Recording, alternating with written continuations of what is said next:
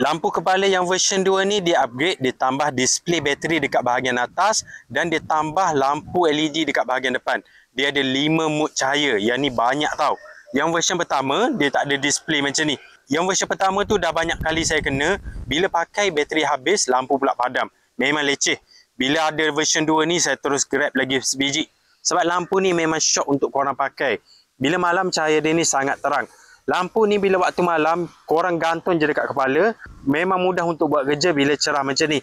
Dan sebiji lampu ni korang boleh guna untuk suluh benda dekat dan boleh guna untuk suluh benda jauh. Memang mudah bila ada lampu macam ni. Yang version 2 ni dia tambah display macam ni. Jadi bila bateri dah nak habis, mudah untuk korang cek, mudah untuk cas. Cucuk je charger dekat bahagian sini. Memang baloi korang pakai lampu macam ni. Yang version pertama tu dah shock pakai. Bila saya tahu version kedua ada, saya terus grab lagi sebiji. Jadi kalau korang nak cari lampu kepala yang boleh adjust dia punya saiz cahaya, sebiji lampu ni saja korang boleh guna untuk suluh benda jauh dekat. Korang boleh cek yang ni. Yang ni lagi padu. Dia ada 2 upgrade terus macam ni. Korang boleh cek lampu ni dekat link video.